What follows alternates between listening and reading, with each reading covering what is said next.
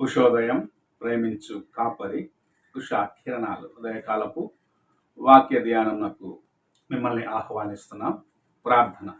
మమ్మల్ని మిక్కిలిగా ప్రేమిస్తున్న పరలోకపు తండ్రి, ఈ ప్రాతకాల సమయమున నీ వాక్యం కొరకు వచ్చి ఉన్నాం తండ్రి.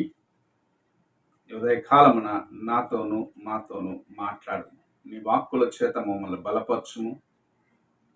ఈ దినమెల్లా మేము నడవలసిన మార్గమును మాకు చూపించుమని నీ వాక్యము చేత బలపరిచి స్థిరపరచుమని యేసు పరిశుద్ధ నామమున అడిగి వేడుకుంటున్నాను పరమ తండ్రి. ఆమేన్. ఈ ఉదయకాలపు వాక్య భాగము యెషయా గ్రంథము 1వ అధ్యాయము 2వ వచనము మరియు 3వ వచనము చదువుకుందాం. యెహోవా మాటలాడుచున్నాడు, ఆకాశమా ఆలకించుము, భూమి చెవియొగ్గుము. నేను పిల్లలను పెంచి గొప్పవారినిగా చేసితిని, వారు నా మీద తిరగబడి ఉన్నారు. ఎద్దు తన కామాందునెరుగును, గాడిద సొంతవాని దొడ్డి తెలుసుకొనును. ఇశ్రాయేలుకు తెలివిలేదు, నా జనులు యోచింపరు. మనము చదివిన వాక్య భాగంలో 2 కార్యములను మనం చూడగలం. మొదటిగా ప్రకృతితో ప్రభువు మాట్లాడుచూ ఉన్నారు.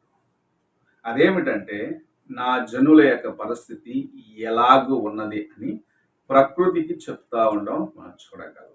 ఆకాశము భూమి అని ప్రకృతితో ప్రభు మాట్లాడటం చూడగలం. 2వ భాగం మనం చూసినట్లయితే 2 జీవులను మన ముందు ప్రభు ఉంచున్నాడు. ఒకటి ఎద్దు. ఎద్దు తన కామందును ఎరుగును. రెండవది గాడిదను గురించి చెప్తున్నాడు. సామాన్యముగా మనమందరము ఒక వ్యక్తి సరైన రీతిగా ఒక పని చేయలేదంటే తిట్టే మాట, లేకపోతే అనేక సార్లు అతన్ని ఒక జంతువుతో పోలుస్తున్నాము అంటే అది గాడిద ఉంటుంది. గాడిద అంటే మూర్ఖత్వానికి ఒక నిదర్శనగా చెప్తూ ఉంటాం. దేనికి పనికిరాని గాడిదని అనేక సార్లు ఇతరులను చెప్తూ ఉంటాం. అయితే ప్రభు గాడిద కన్నా మానవుల యొక్క స్వభావం ఎంత దిగజారిపోయినది అని ఈ వాక్యంలో తెలియపరచడం చూడగలం. ఎద్దు తన కామందును ఎరుగును. తన యజమానుడు ఎక్కడ ఉన్నాడు, తాను ఎక్కడికి వెళ్తే మేత దొరుకుతుంది, పగలంతా ఎక్కడ తిరిగినను సాయంత్రానికి ఎక్కడికి రావాలి అన్న ఒక అనుభవం కలిగినదిగా, లేకపోతే జ్ఞానము కలిగినదిగా ఈ ఎద్దు ఉంటుంది. అదే రీతిగా గాడిద తన సొంత వాని దొడ్డిని ఎరిగి ఉన్నది. అది ఎక్కడ పగలంతా ఎక్కడెక్కడో తిరుగుతుంది.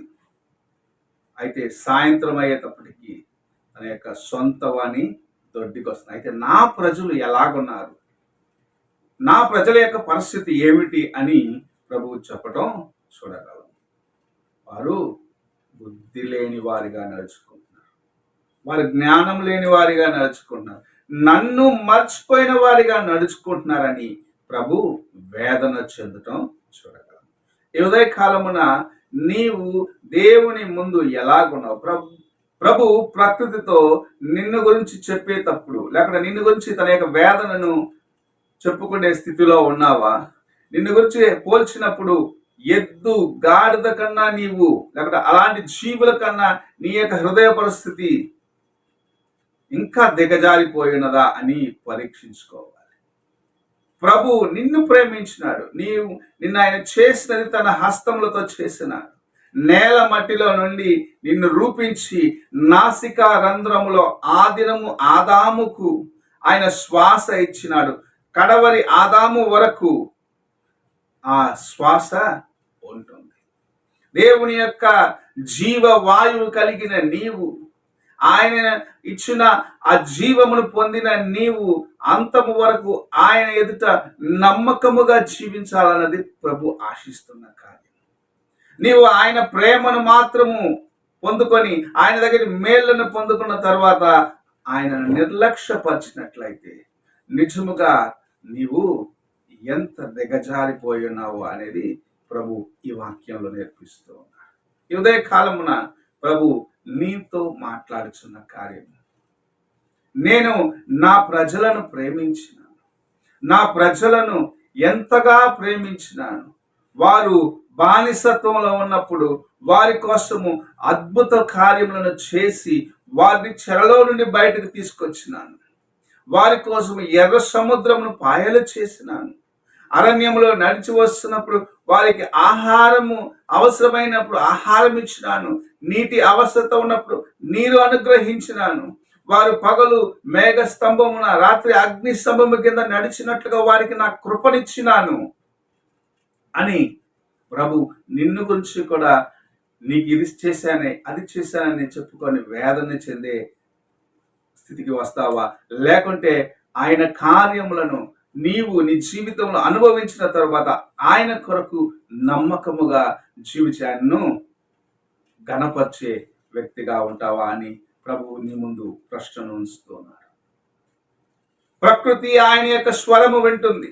ప్రతి జీవరాశి ఆయన యొక్క స్వరము విని లోబడుచున్నవి.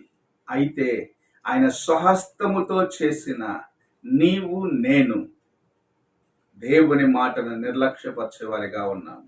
ప్రభు తన యొక్క హృదయంలో ఈ వేదనతో నా మాటను నా ప్రజలు వింటలేదనే వేదనను కలిగిన వాడిగా ఈ ఉదయకాల సమయమున నీతో నాతో మాట్లాడచ్చు ఉన్నాడు.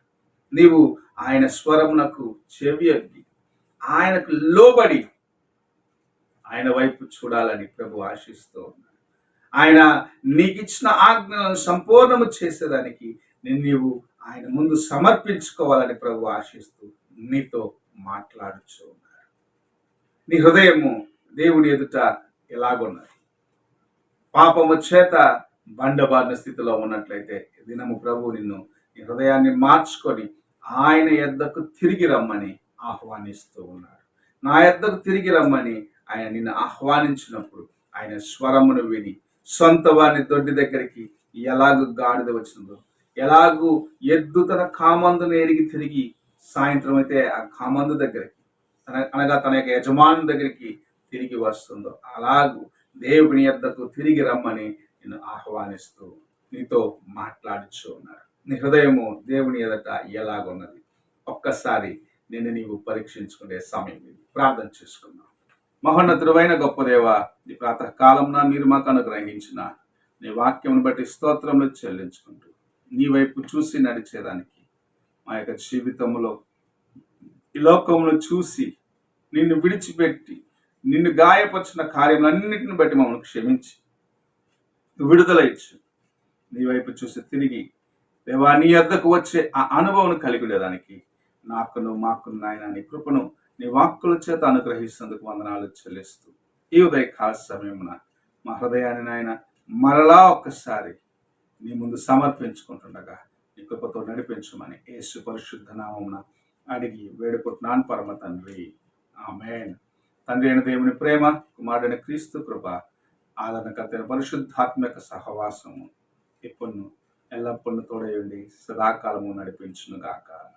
ఆమేన్.